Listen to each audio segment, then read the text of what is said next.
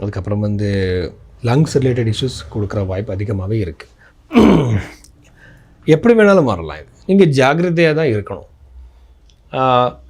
புத கிரகத்துக்கு வந்து அவ்வளோ நல்லது கிடையாது லக்னத்தில் இருக்கிறது.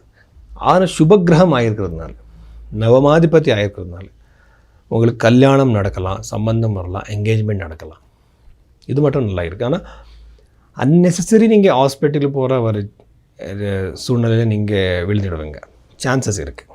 ஸோ இதெல்லாம் மனசில் வச்சுக்கோங்க.